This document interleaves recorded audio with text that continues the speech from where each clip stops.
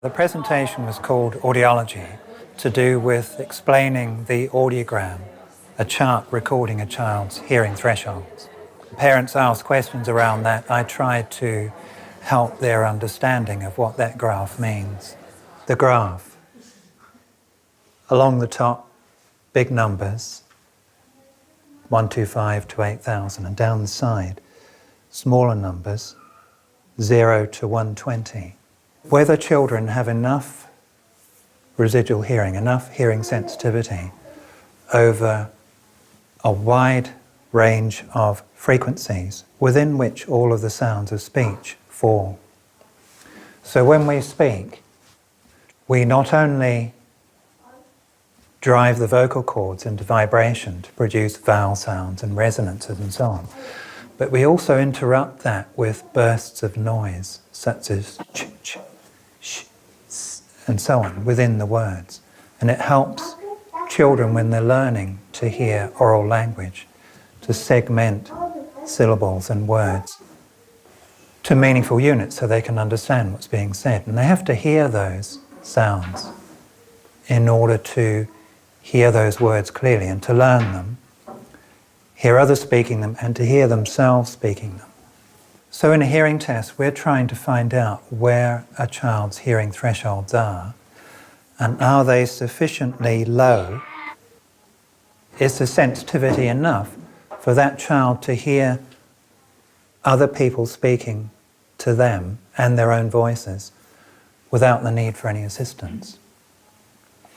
We're trying to measure the threshold for hearing, and that's all that happens in a hearing test. And the threshold is the level where a child just hears a sound below which they can't hear it. So we're measuring your threshold for hearing. Let's say it's there. So we come down, it gets quieter and quieter, you respond, and then quieter still, there's no reaction. Back up again, yes, the response. That's the threshold for hearing. That's written on the graph with a circle or a cross at each test frequency, depending on what volume was needed for that responding to be present, below which there was no responding. Are those speech sounds arriving at that child's ears loud enough for them to hear all of that speech?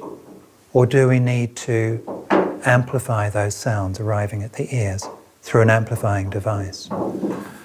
And that's the decision we're making as audiologists when we're doing hearing testing.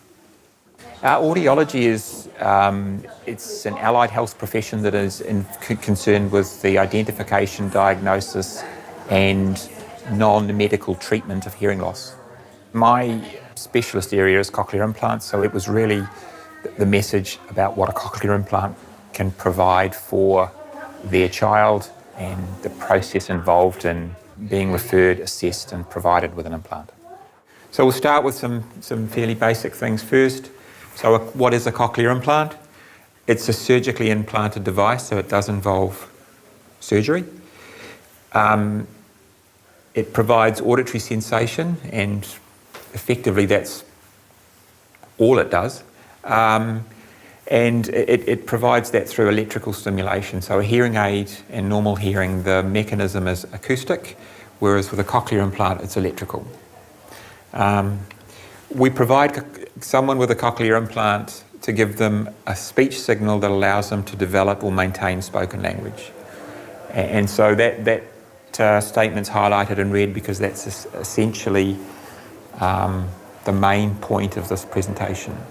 Giving you access to sound gives you access to music, to environmental sounds, and potentially provides you some safety in a noisy or dangerous environment. But we don't look at those sorts of things. Those are other things that don't really feed into the assessment process when we look at offering someone a cochlear implant.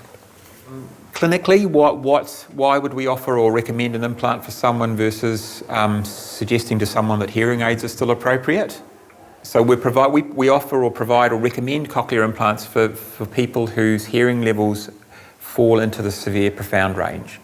below the severe profound range, hearing aids are well-programmed and fitted hearing aids may provide access to speech for spoken language development. Above a severe profound hearing loss, and they tend to struggle. You can't get enough volume, and the quality of the signal is distorted. So at that point, you start to look at a cochlear implant. So in the centre of the graph is what we call the speech banana, and that's an indication of how loud spoken communication is at a distance of about 1 metre to 1.5 metres. It just shows the intensity of speech sounds. So if you're wanting to develop spoken language,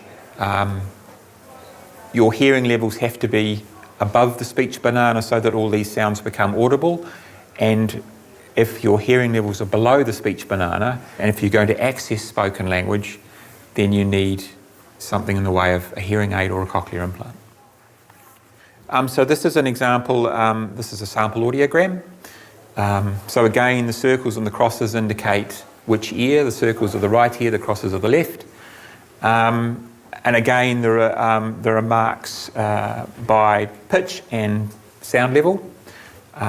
So in this case, in the low frequencies, the hearing levels are in the moderate range, and in the high frequencies, they're in the severe range. So as far as a hearing aid is concerned, or as far as that hearing loss is concerned, anything above the line is inaudible and anything below the line is audible to the person. So without a hearing aid, speech is inaudible at conversational levels at about 1 metre or 1.5 metres. Well-fitted hearing aids will raise those hearing levels to the point where speech sounds are audible. If that hearing loss is any worse than it is there, then you start to consider a cochlear implant, because a hearing aid will struggle to provide enough gain.